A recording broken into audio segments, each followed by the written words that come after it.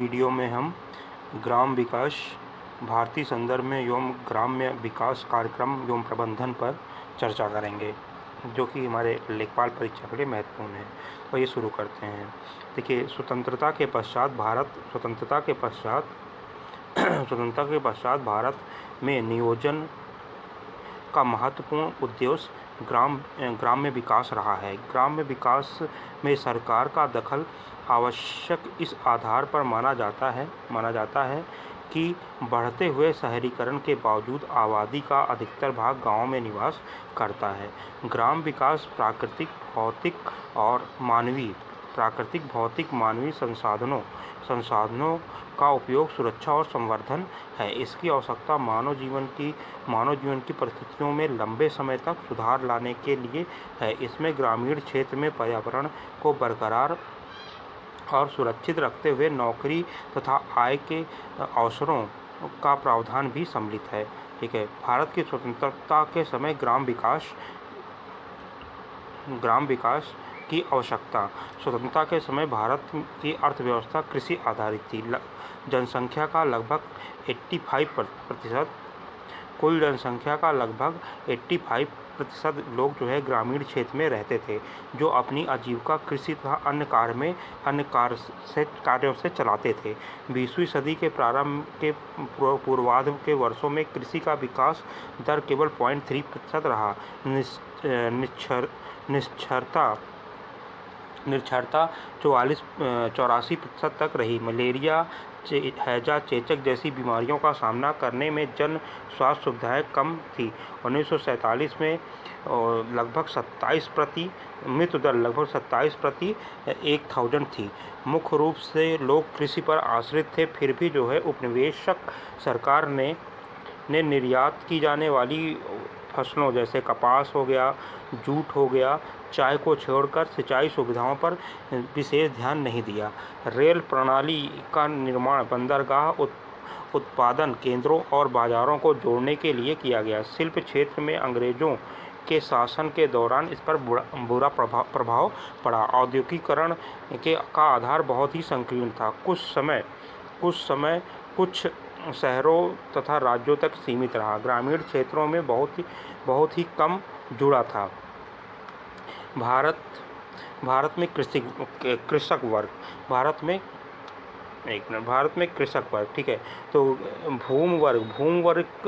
भूमि वर्ग की संरचना उस क्षेत्र में सामाजिक, आर्थिक, भौगोलिक, राजनैतिक, प्रशासनिक परिस्थितियों पर निर्भर की वजह से भिन्न थी।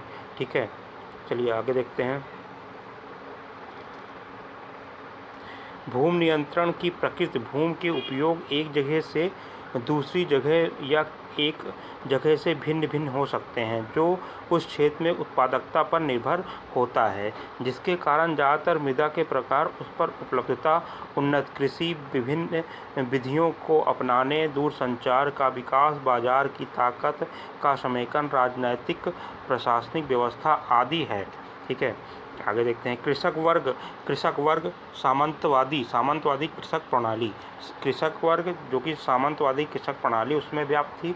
तो सामंतवादी वे परिवार हैं जो सामान्यतः भूमि के बड़े हिस्से के मालिक हैं और वे उसे नियंत्रित करते हैं, लेकिन प्रत्यक्ष रूप से वे खेती के काम में शामिल नहीं होते हैं।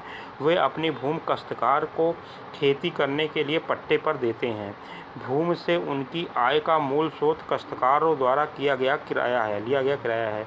उनके द्वारा लिया गया किराया फसल उत्पाद के रूप में या नकद हो सकता है। फसल के रूप में किराया पुनः एक निश्चित मात्रा में या काश्तकार द्वारा उपजाई गई फसल का एक निश्चित हिस्सा हो सकता है, जबकि नकद किराया सामान्यतः एक निश्चित राशि होता है। काश्तकार वर्ग सामान्यतः पारिवारिक श्रम के माध्यम से स्वयं और छोटी खेतीबाड़ी करने वाले घरों के रूप में पहचाने जाते हैं। कृषकी वर्ग पूंजीवादी कृषि प्रणाली। वे किसान जो काफ़ी भू संपत्तियों के स्वामी हैं या नियंत्रण करते हैं, वे अपने खेतों में खेतीबाड़ी श्रमिकों की सहायता से या स्वयं के निर्देशन या मार्गदर्शन से करवाते हैं, उन्हें पूंजीपति किसान कहा जाता है। वे जो स्वयं सीधे तौर पर कृषि गतिविधियों में कार्यरत नहीं रहते हैं। आंदोलन का अर्थ और विशेषताएं। कोई भी सामूहिक एकजुटता ज़्यादातर एक या दो प्रकार के आंदोलनों के रूप में वर्णित है, जैसा कि काश्तकारों का, श्रमिकों का, विद्यार्थियों का, महिलाओं का, पिछड़े वर्गों का, जनजाति समुदायों का। आंदोलनों की पहचानने योग्य संरचना होती है। उन्हें लक्षणों तथा संदर्भों के संदर्भ में समझा जा सकता है। आंदोलनों को उनके लक्ष्य को प्राप्त करने के लिए अक्सर एक कार्यनीति होती है। समग्र कार्यनीति के हिस्से में युक्ति लगाई जाती है। सामाजिक आंदोलनों का वर्गीकरण। सामाजिक आंदोलनों को एक या अन्य मानदंडों, विचारधाराओं, कार्यनीति, प्रकृति, संरचना, परिवर्तन और सुधार की सीमा का उपयोग करते हुए कई प्रकार से वर्गीकृत किया गया है। ऐसे आंदोलनों से संबंध लोगों को मुख्य श्रेणियां हैं, जैसे काश्तकारों, श्रमिकों, छात्रों, जाति समूहों, महिलाओं आदि की। आंदोलन व परिवर्तन के विश्लेषण के लिए रूपरेखा। हम आंदोलन द्वारा परिवर्तन लाने और रोकने के लिए अपनाए गए साधनों के आधार पर दो वर्गों की पहचान कर सकते हैं। ये संस्थागत और गैर संस्थागत साधन और स्वास्थ्य व्यवस्था से संबंधित हैं, जो इस व्यवस्था को नियंत्रित करने वाली स्थापित शक्ति के द्वारा परिभाषित है। सामंतवादी विरोधाभासों से उठने वाला आंदोलन। 1950 से पहले जो आंदोलन था वो सामंतवादी विरोधाभासों से उठने वाला आंदोलन था। ठीक है। कृषि भूमि संघर्ष जो अंग्रेजों के काल से उत्पन्न हुआ। समानता दो चरणों में वर्गीकृत है। अंग्रेजों के आगमन से पहले 1957 तक 1957 के विद्रोह भी सम्मिलित है। ज़्यादातर जनजाति और काश्तकारों द्वारा कम संगठित तरीके से हुआ था। 1857 के बाद 20वीं शताब्दी के पहले 50 वर्षों के विद्रोह, जब अंग्रेज आर्थिक और राजनीतिक नीतियां, अकालों के बार आने, भू राजस्व व्यवस्था जो कि काश्तकारों पर बोझ सिद्ध हुई थी, नए प्रशासनिक व्यवस्था और नए दीवानी नियमों के वजह से तीव्र हुई थी। सामंतवादी विरोधाभासों से उत्पन्न होने वाले आंदोलन। कुछ आंदोलन सामंतवादी विरोधाभासों से उत्पन्न हुए थे क्योंकि भूमि सुधार का कार्यान्वयन धीमा था और वृद्ध सामंतवादी शक्तियों के साथ साथ अफसरशाही और नेताओं से छुपे सहयोग से बाधित थी। ग्रामदान 1950 में हुआ था। स्वतंत्रता प्राप्ति और गांधी जी की मृत्यु के पश्चात तिभागा और तेलंगाना आंदोलन की समाप्ति, भूदान आंदोलन का उदय हुआ, जो कि बाद में ग्रामदान आंदोलन में परिवर्तित हो गया। ग्रामदान या भूदान गांधी जी की परिकल्पना के विस्तार है, जिससे संपत्ति की निजी स्वामित्व और न्यास की संपत्ति के बदलना एक विशेषता भूमि के मामले में है। न्यास स्वामित्व का तात्पर्य क्या है? उत्पादन के साधनों जैसे कि मशीन, भूमि आदि पर स्वामी अपनी संपत्ति के उपकरणों, भूमि, मशीन का न्यासी बन जाए तो यह उस समुदाय की होगी जो उस पर श्रम करेगा। ठीक है, आगे देखते हैं। विनोबा भावे के भूदान आंदोलन नालगोंडा से प्रारंभ हुआ और तिभागा तेलंगाना आंदोलन जन्म का स्थली थी। इसमें काश्तकारी तथा कृषि श्रमिकों के शोषित वर्ग के लिए उत्पादन व वितरण की वैकल्पिक समतावादी व्यवस्था के लिए संरचनात्मक विकल्प बनाने का प्रयास किया, जिससे सामंतवादी कृषि भूमि व्यवस्था को बदला जा सके। नक्सलवाड़ी और नक्सली आंदोलन। पश्चिम बंगाल के नक्सलवाड़ी गांवों से प्रारंभ होने के कारण इसे आंदोलन को नक्सलवाड़ी आंदोलन कहते हैं। दार्जिलिंग जैसे सिलीगुड़ी तहसील के नक्सलवाड़ी आंदोलन का उदय 1957 में हुआ था। या काश्तकारों के संघों का सामंतवादी शोषण और भूमि सुधारों के विनाश के विरुद्ध एक लंबे समय तक चलने वाला संघर्ष था। पश्चिम बंगाल की समस्या का सार समस्या का सार किसी अन्य राज्य की तरह ही सामंतवादी व्यवस्था के संघर्ष था, जिससे जमींदारों के हाथों से भूमि का स्वामित्व केंद्रित था। वर्गा ऑपरेशन। पश्चिम बंगाल सरकार ने विभिन्न भूमि सुधारों कार्यक्रमों में से एक है बटाईदारों के अभिलेखन और बटाईदारों के स्थायी और पैतृक अधिकार देने के लिए प्रारंभ किए गए विशेष अभियान से संबद्ध है। वर्गादार पश्चिम बंगाल में बहुत अधिक संख्या में थे। वे कृषि श्रमिकों के साथ वहाँ की कृषि की रीढ़ की हड्डी थी। 1970 में वाम दलों की सत्ता में आने के बाद पश्चिम बंगाल में 1978 में ऑपरेशन वर्गा का प्रमुख कार्यक्रम रहा। इस ऑपरेशन का प्रमुख पहलू वर्गादारों का पंजीकरण था। परिणामस्वरूप 30 जून 1985 तक अनुमानतः लगभग कुल 20 लाख वर्गादारों को 10 लाख से 13,000 वर्गा अभिलेखों को पूर्णतः सूचीबद्ध किया गया। वर्गादारों का पंजीकरण बटाईदारों के पट्टों की कानूनी सुरक्षा दी। केंद्र की कांग्रेस सरकार नरसिम्हा राव ने 1991 में निजीकरण, उदारीकरण और भूमंडलीकरण की नई आर्थिक नीति प्रारंभ की। हाल के समय में भारतीय कृषि में गंभीर समस्याएं उत्पन्न हुई। यह समस्या भूमि से मृत्यु, किसानों की आत्महत्या की बढ़ती घटनाओं और अधिक दर्शित होती है। अभी भी भूख से होने वाली मौतों की ज़्यादातर संख्या देश के पिछड़े क्षेत्रों में नियमित रूप से की जाती है। विशेषता आंध्र प्रदेश, उड़ीसा, राजस्थान में बढ़ रही है। यद्यपि WTO समझौता की विशेषता आयात पर मात्रात्मक प्रतिबंध हटाने के परिणामस्वरूप पश्चिमी देशों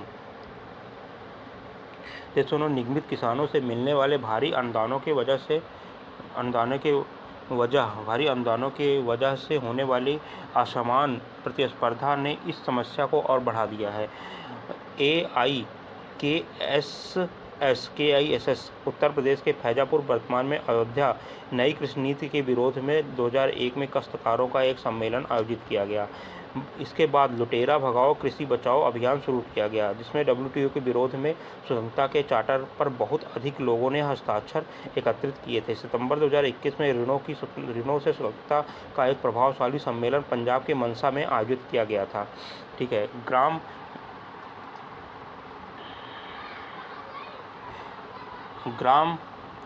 ग्राम विकास प्रशासन।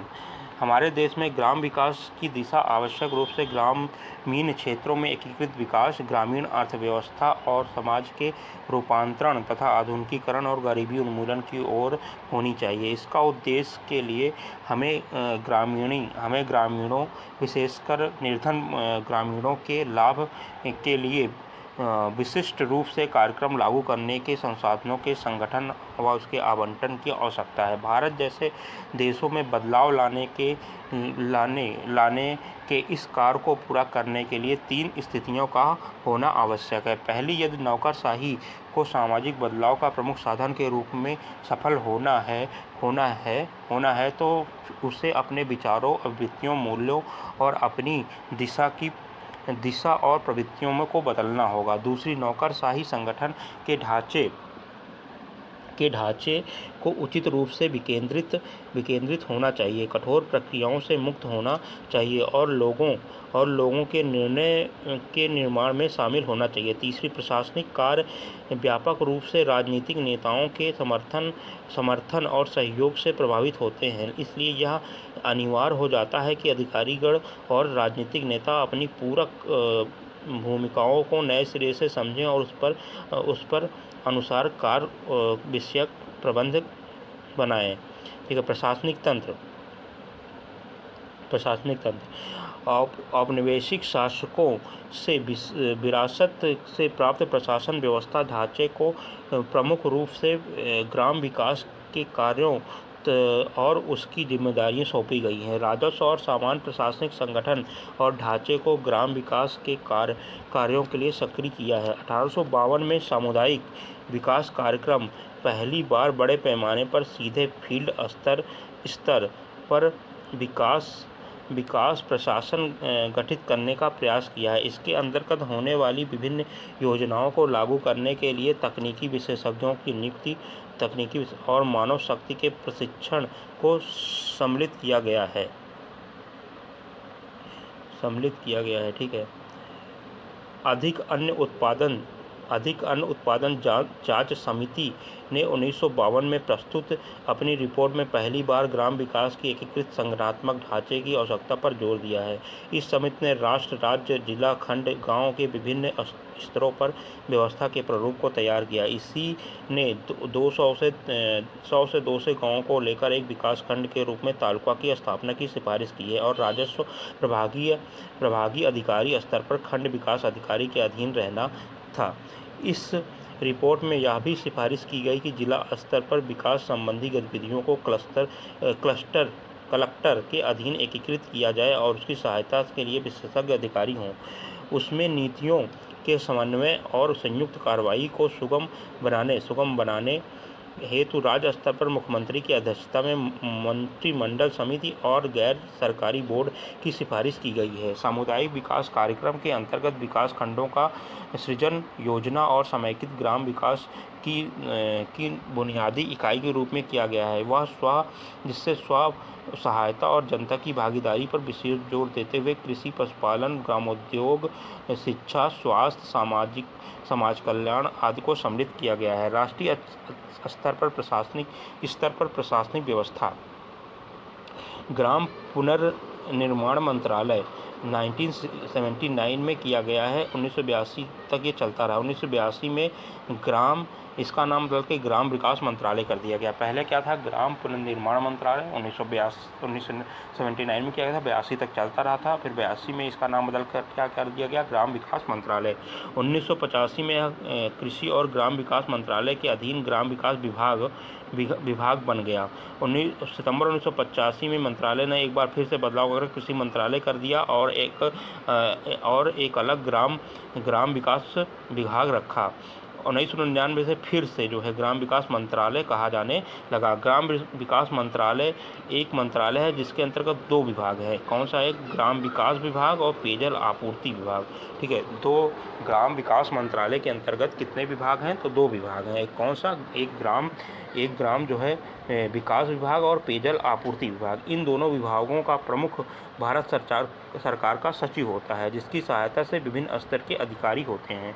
ग्राम विकास मंत्रालय की जिम्मेदारी होती है कार्यक्रमों का अनुवीक्षण माने कि निगरानी, मॉनिटरिंग, धन के केंद्रीय हिस्से का जारी करना, समन्वय, निर्देशन और योजना समिति बनाना। ग्राम विकास मंत्रालय के प्रशासनिक नियंत्रण में राष्ट्रीय ग्राम विकास संस्थान, लोक कार्यक्रम, ग्रामीण प्रौद्योगिकी विकास परिषद आदि संस्थाएं होती हैं।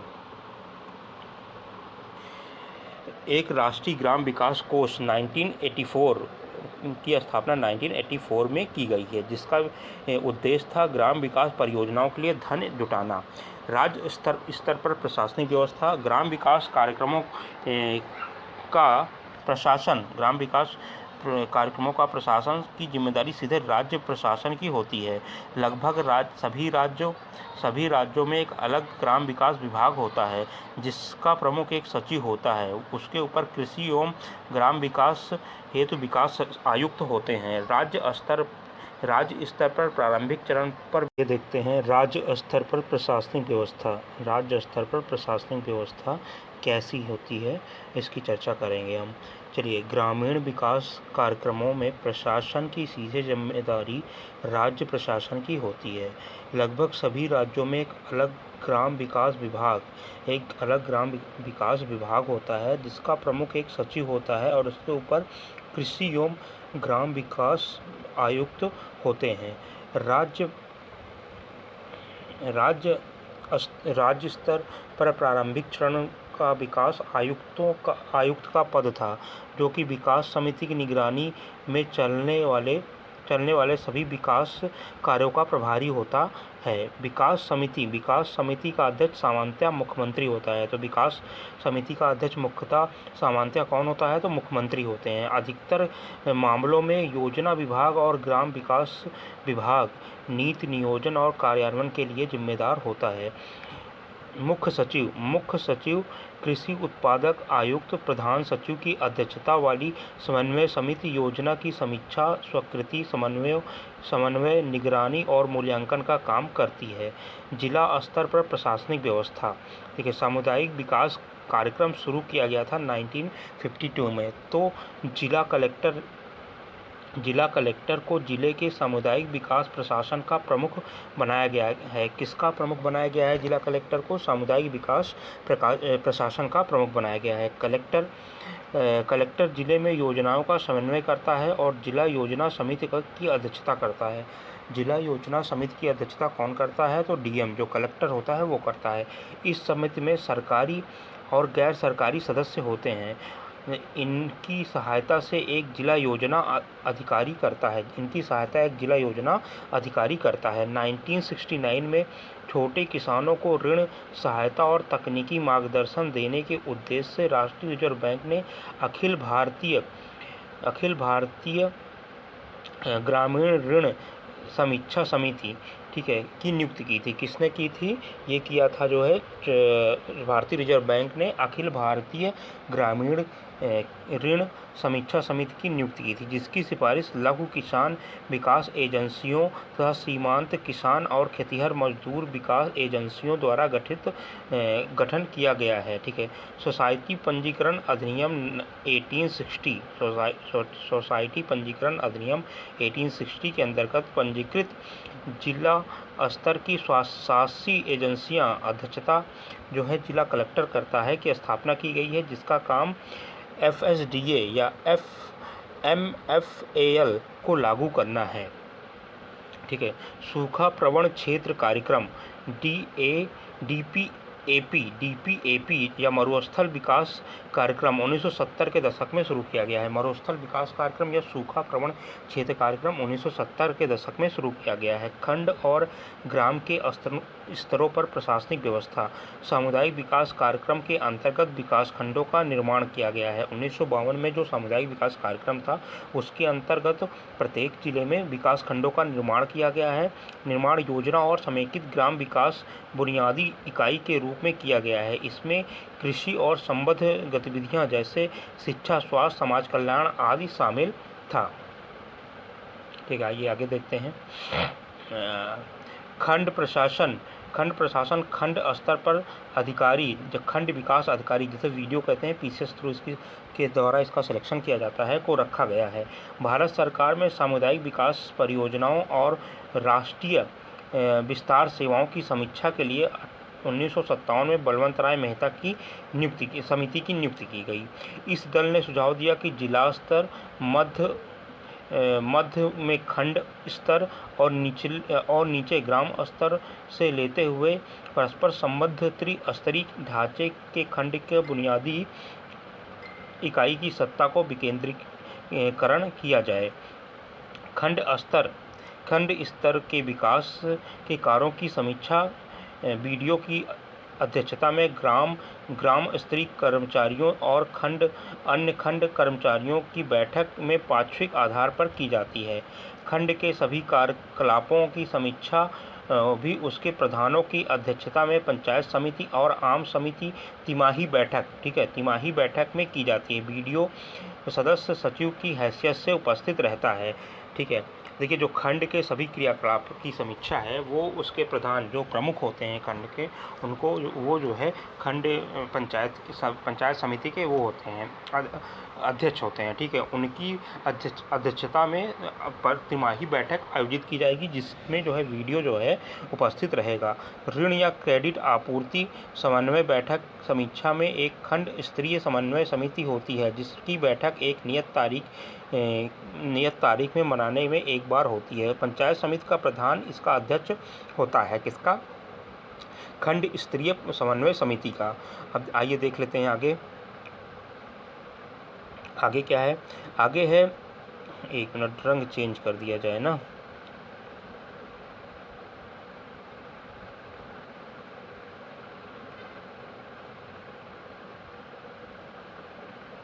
चलिए, ठीक है। जिला ग्राम विकास एजेंसी DRDA क्या है ये?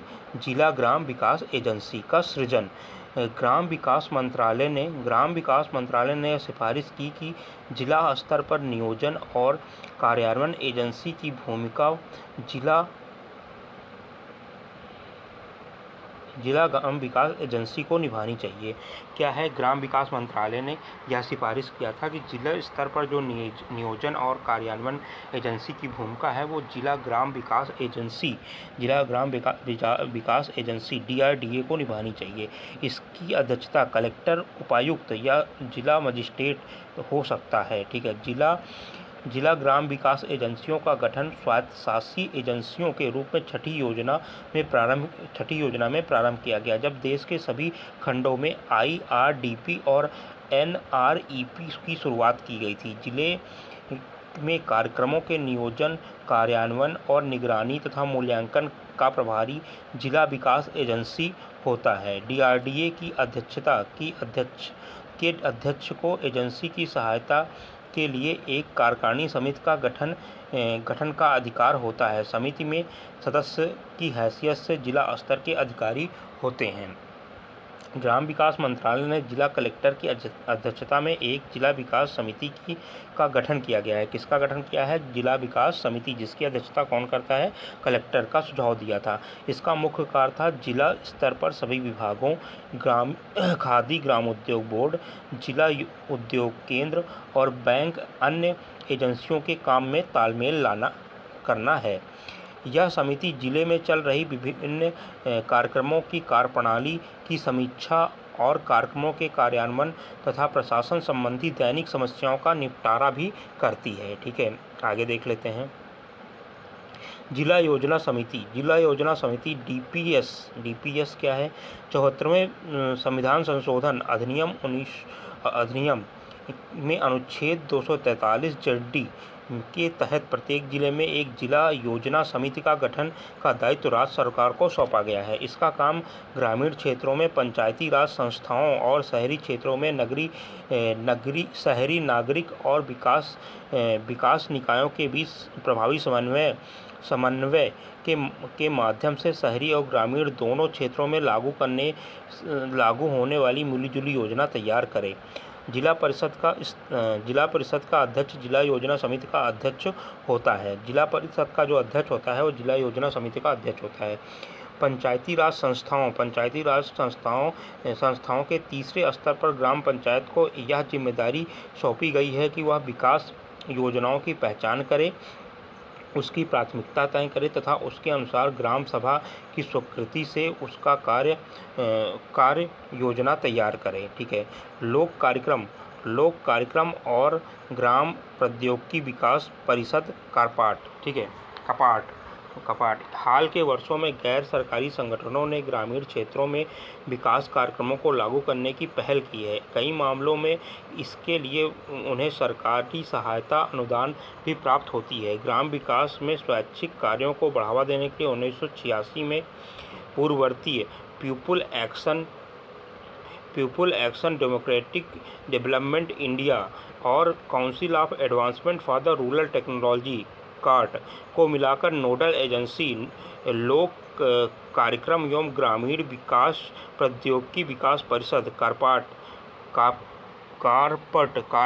का गठन किया गया है, जहां PADI की स्थापना स्वैच्छिक संस्थानों को ग्राम विकास के क्षेत्र में सहायता प्रदान करने में की गई है। वहीं SART का गठन 1982 में प्रयोगशाला विकसित प्रौद्योगिकी को स्वैच्छिक एजेंसियों के स्तर पर व्यवहार में लाकर उन्हें ग्रामीण क्षेत्रों में तेजी से प्रसारित करने के उद्देश्य से हुआ है। कपाट का मुख्य कार्य क्या है? कार्यक्रमों के बजट में उन स्वैच्छिक संगठनों तथा धन हस्तांतरण करना जो कि SGSY और SGRY ग्रामीण आवास और पेयजल तथा स्वच्छता योजनाओं के अंतर्गत लागू कर रहे हैं। कारपाट का अध्यक्ष केंद्रीय ग्राम विकास मंत्री होता है। कौन होता है कारपाट का अध्यक्ष? केंद्रीय ग्राम विकास मंत्री होता है। ठीक है, ग्राम विकास राज्य मंत्री कार्यकारिणी समिति का अध्यक्ष होता है। पंचायती राज संस्था के स्तर पर लेखा और लेखा परीक्षण के रखरखाव को सुदृढ़ करना है। पंचायती राज स्तर पर लेखा और लेखा परीक्षा के रखरखाव को सुदृढ़ करना है। 11वें वित्त आयोग ने यह सिफारिश की कि जिन ग्राम पंचायतों के पास लेखा जोखा रखने वाले अधिकारी नहीं हैं, वे अपने काम को अनुबंध के आधार पर करवा सकती हैं। इसके लिए प्रत्येक ग्राम पंचायत में 4,000 रुपये प्रतिवर्ष 4,000 रुपये व्यय कर सकती है। ठीक है, लेखा जोखा कराने के लिए 4,000 रुपये वो व्यय कर सकती है। ठीक है। सामुदायिक विकास कार्यक्रम। सामुदायिक विकास कार्यक्रम स्वतंत्रता के बाद अक्टूबर 1952 में लागू किया गया, जो कि यह पहला प्रमुख ग्राम विकास कार्यक्रम था, जिसके प्रमुख उद्देश्य निम्नलिखित हैं। नंबर 1 क्या है?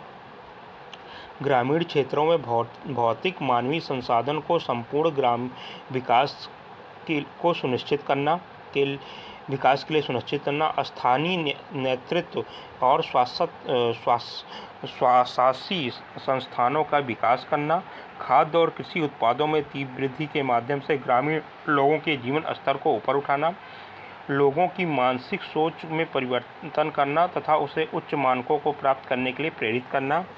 प्रारंभ में इसमें 55 परियोजनाएं शामिल थी, जिसमें अनेक तरह के कार्यक्रम भी थे, जैसे कृषि, पशुपालन, ग्रामीण उद्योग, शिक्षा, आवास, ग्रामीण संचार और विकास के लिए थे। अक्टूबर 1953 में ग्रामीण राष्ट्रीय विस्तार योजना, राष्ट्रीय विस्तार सेवा प्रारंभ की गई, जिसमें कर्मचारियों की संख्या कम थी और सीमित आर्थिक प्रावधान अधिक थे, जिससे विकास के कार्य स्व-सहायता प्रयासों के आधार पर आगे बढ़े। प्रारंभ में राष्ट्रीय विस्तार सेवाएं तीन कार्यों के लिए शुरू किए गए थे, जिनमें प्रत्येक विकास खंडों के लिए कार्य कृषि, पशुपालन, ग्रामीण संचार, राष्ट्रीय शिक्षा परियोजना को ध्यान रखने के लिए 4.5 लाख रुपए का प्रावधान किया गया था। 3 वर्षों के पश्चात खंड राष्ट्रीय विस्तार सेवाओं में थे, उन्हें सामुदायिक विकास कार्यक्रम खंडों में रूपांतरित किया गया, जिससे उसमें सहकारिता, स्वास्थ्य, सफाई, ग्रामीण उद्योग, आवास इत्यादि सभी अन्य गतिविधियों के साथ कृषि के सघन विकास कार्यक्रम चलाने के लिए 15 लाख रुपए का प्रावधान 3 वर्षों के लिए किया गया। पहली बार राष्ट्रीय, राज्य, जिला, ब्लॉक और ग्रामीण स्तर पर व्यवस्थित प्रशासनिक तंत्र की स्थापना की गई। इसकी विकास की गतिविधियां मौजूदा प्रशासनिक तंत्र के राजस्व एकत्रित करने की गतिविधियों को पूरी करने से भिन्न थी। विकास को जन केंद्रित माना गया। विकास को क्या माना गया? जन केंद्रित। नियोजन के महत्व और विकास के अंतर विषयक प्रयासों को भी पहचाना गया। प्रशिक्षित कर्मचारियों की नियुक्ति और अंतर विषयक प्रयासों को पहचाना गया। प्रशिक्षित कर्मचारियों की नियुक्ति और तकनीकी प्रौद्योगिकी आदानों के संयोजन को भी महत्व दिया गया। कृषि की नई तकनीकों को लागू किया गया। इसका विचार यह था कि ये तकनीकें पारंपरिक तकनीकों की तुलना में बेहतर प्रदर्शन करेंगी। ठीक है, जिसके परिणाम स्वरूप कृषि ऋण सहकारी समितियों, प्राथमिक विद्यालयों, अस्पतालों, दवाखानों, मातृत्व शिक्षा, स्वास्थ्य केंद्रों आदि संस्थाओं की स्थापना हुई। हरित क्रांति की अवस्था।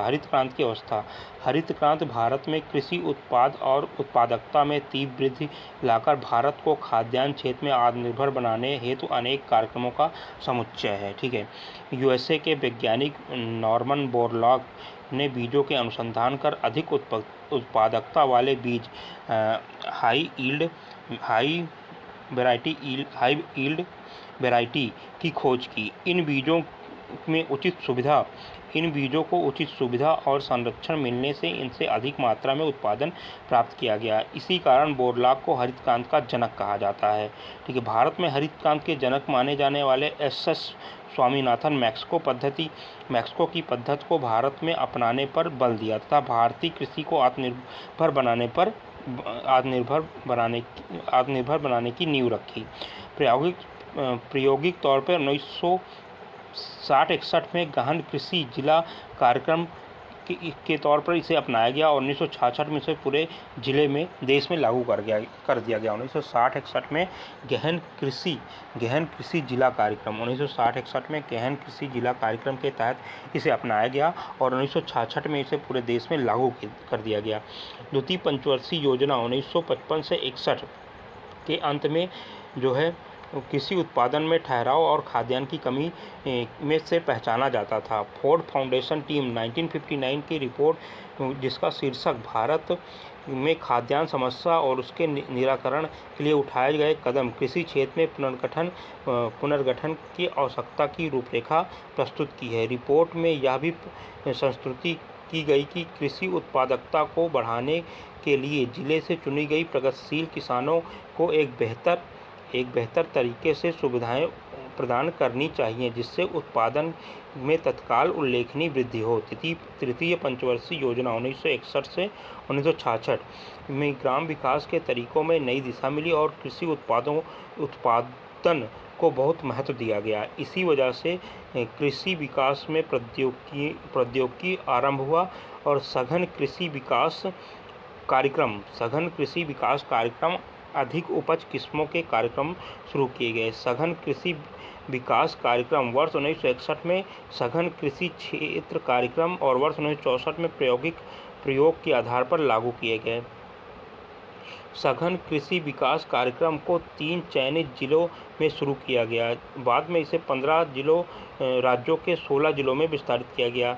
इस कार्यक्रम में मुख्यतः 3 हिस्सों में ध्यान दिया गया, जिसके नाम कृषि उत्पादन में अधिक निवेश, कृषि उत्पादों की अधिक कीमत और आधुनिक प्रौद्योगिकी के आदान थे। ठीक है, आगे देखते हैं। यद्यपि सघन कृषि विकास कार्यक्रम और सघन कृषि क्षेत्र कार्यक्रम अच्छी फसल की पैदावार में सहायक हुए, पर इन दोनों कार्यक्रमों में फसल की नस्लों पर उर्वरक का कम प्रभाव था। 1963 में उच्च श्रेणी के बीजों को अपनाए जाने में वृद्धि हुई, जो कि गेहूं के मैक्सिको की किस्मों और धान की तुईचुंग की स्थानीय किस्म का परिचय से हुई थी। मैक्सिको के बीज से सिंचित भूमि में 10 टन प्रति हेक्टेयर उत्पादन की क्षमता पाई गई, जिसमें मौजूदा किस्मों के पैदावार 1.2 टन थी। एक और परिवर्तन आई। R8 धान के उच्च पैदावार किस्मों जैसे कि ज्वार, बाजरा, मक्का को अपनाने से आया। उच्च पैदावार वाली किस्मों के बीजों को इस तरह से तैयार किया गया कि पानी उर्वरक के प्रति संवेदनशील हो, अपितु इन बीजों ने कीटनाशकों के उपयोग को आवश्यक बना दिया, क्योंकि कीड़ों और खरपतवार से उनकी बहुत क्षति होती थी। उच्च पैदावार वाली किस्मों का कृषि के कीमतों पर महत्वपूर्ण असर पड़ा। इसने विशेष रूप से जमीन की एक इकाई की कीमत बढ़ा दी, लेकिन उत्पादन की प्रति इकाई कीमत में वृद्धि नहीं बढ़ाया। तकनीक के उपयोग के परिणामस्वरूप व्यावसायिक आदानों के क्षेत्र में गैर कृषि श्रमिक बाजार की तरफ झुकाव हुआ। हरित क्रांति स्वभावतः चरणशील और विशिष्ट लक्ष्य की योजना थी। प्राथमिक रूप से यह उन क्षेत्रों के लिए थी जहां पर अनुकूल प्रारंभिक परिस्थितियां मौजूद थी, जैसे कि सिंचाई की सुविधा।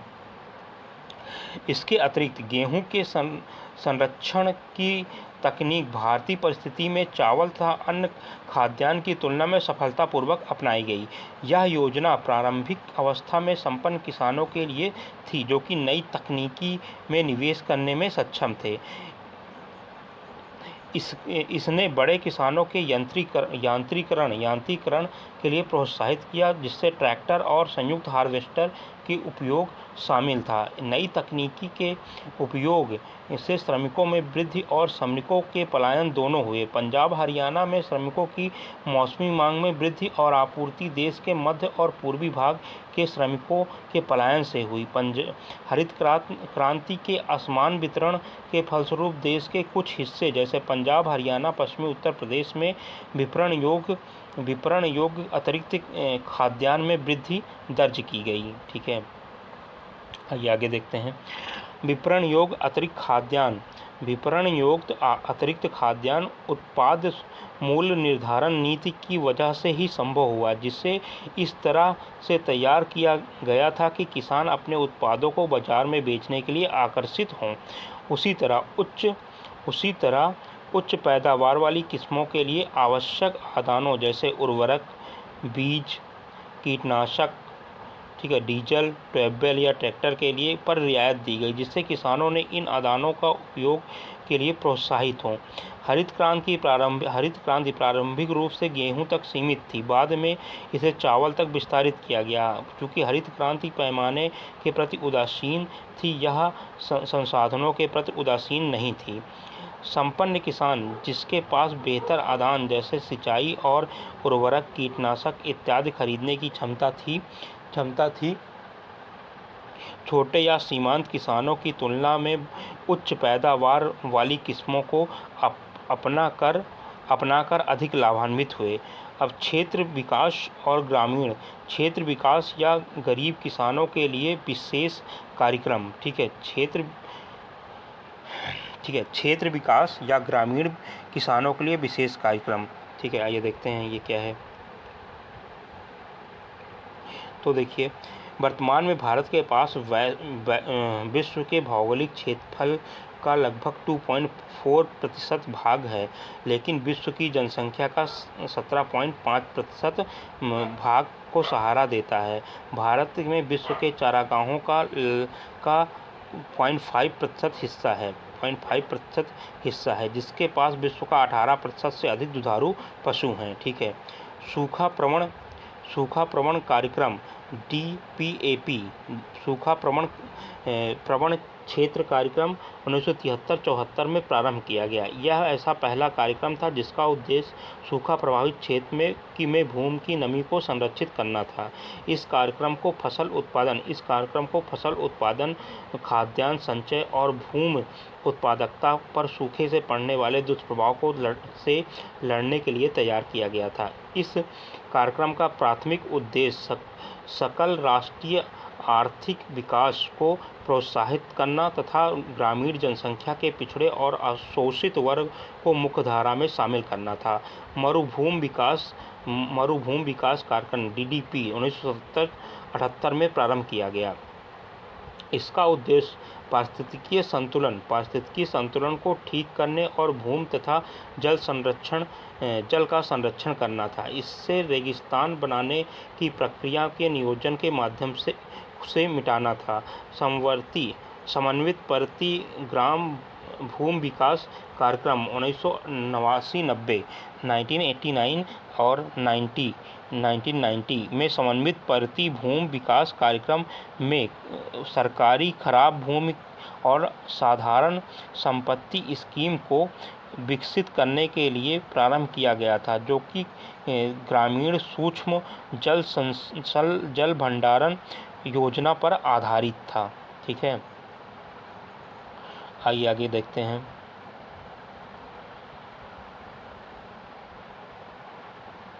1993-94 में प्रौद्योगिकी विकास और विस्तार और प्रशिक्षण योजना प्रारंभ किया गया, जो कि परती भूमि को विकसित करने के लिए तकनीक को प्रदर्शित करता है। निवेश प्रोत्साहन योजना 1994-95 वन रहित भूमि को विकसित करने में कॉरपोरेट क्षेत्र और वित्तीय संस्थानों की भागीदारी को प्रोत्साहित करने के लिए लागू किया गया था। राष्ट्रीय जल विभाजक विकास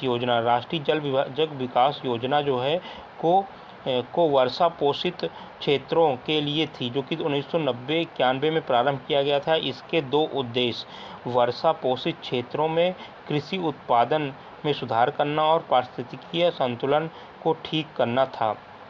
वर्षा पोषित क्षेत्रों को अधिकतम संसाधन उपलब्ध कराने के लिए जल विभाजक विकास कोष की 2000 से 2001 में नाबार्ड के तहत 200 करोड़ की राशि की स्थापना की गई थी। ठीक है। योजना आयोग ने 1997 में वर्षा पोषित क्षेत्रों के विकास के लिए 25 वर्षों की परिप्रेक्ष्य योजना का निर्माण के लिए एक अस्थायी समिति का गठन किया था। इस योजना में सहभागिता के तरीकों द्वारा जल संभरण विकास और सूक्ष्म जल संभरण में उचित तकनीक के उपयोग पर अत्यधिक बल दिया गया था। ग्रामीण गरीबी पर सीधा प्रहार, लाभार्थी दृष्टिकोण। आइए देखते हैं। क्षेत्र विकास योजनाओं के साथ साथ ग्रामीण जनसंख्या के गरीब वर्गों, जिसमें मुख्यतः सीमांत किसान, कृषि, गैर कृषि क्षेत्र के श्रमिक शामिल थे, वे सीधे लाभ पहुंचाने के लिए कार्यक्रमों को एक अन्य धारा विकसित की थी। 1971 में 2 नए कार्यक्रम की शुरुआत की गई, जिसमें एक था लघु कृषक विकास एजेंसी और सीमांत कृषक और कृषि श्रमिक एजेंसी, जिसे अखिल भारतीय ऋण समीक्षा समिति की सलाह पर लागू किया गया था। इन योजनाओं का प्रमुख उद्देश्य, ये दोनों योजनाएं थी, अखिल भारतीय ऋण समीक्षा समिति, लघु कृषक विकास एजेंसी और सीमांत कृषक और कृषि श्रमिक एजेंसी, ये दोनों जो थी, इनका प्रमुख उद्देश्य क्या था? इनका प्रमुख उद्देश्य था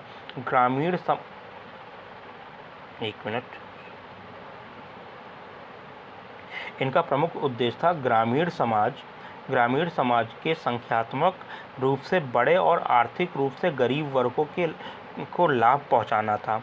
लघु कृषक विकास एजेंसी का प्राथमिक भूमिका लाभार्थियों को पहचानना, उन्हें सहकारी समिति के सदस्य के रूप में नामांकित करना और उन्हें सहकारी समितियों के माध्यम से अनुदान, धन और आदान वितरण सुविधा उपलब्ध कराना था, जिसका वो उपयोग कर सकें। सीमांत किसान और कृषि श्रमिक एजेंसियों की भूमिका सीमांत किसानों और कृषि श्रमिकों के लिए रोजगार उत्पन्न करना विशेषतः ग्राम उद्योग और सहायक रोजगार के माध्यम पर केंद्रित थी। छठी पंचवर्षीय योजना 1980 से 85। छठी पंचवर्षीय योजना कब चली थी? तो 1980 से 1985 के बीच में छठी पंचवर्षीय योजना थी। इस दौरान 2 योजनाओं को समेकित ग्राम विकास कार्यक्रम में सम्मिलित कर दिया गया। तो छठी पंचवर्षीय योजना में कौन सी कार्यक्रम चला था? समेकित ग्राम विकास कार्यक्रम, जो देश में 1818 विकास खंडों में लागू थी।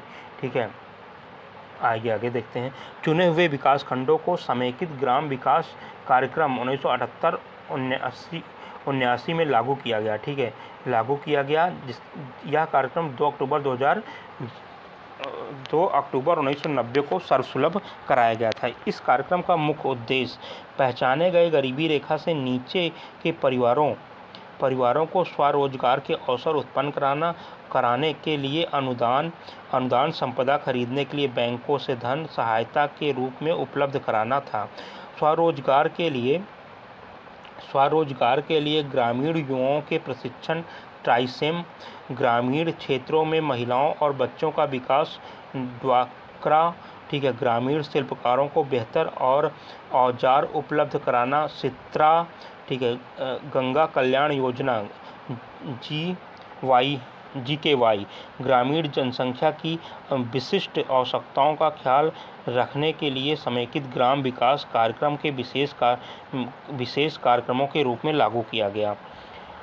स्वरोजगार कार्यक्रम में कम हाशिए के प्रभाव के कारण वर्ष 1970 में स्वरोजगार और मजदूरी रोजगार कार्यक्रमों के पुनरावलोकन के लिए एक समिति का गठन किया गया। यह पाया गया कि समेकित ग्राम विकास कार्यक्रम की कई उप योजनाओं को एकाकी कार्यक्रमों की तरह बिना किसी वांछित संपर्कों के कार्यान्वित किया गया है। इस समिति की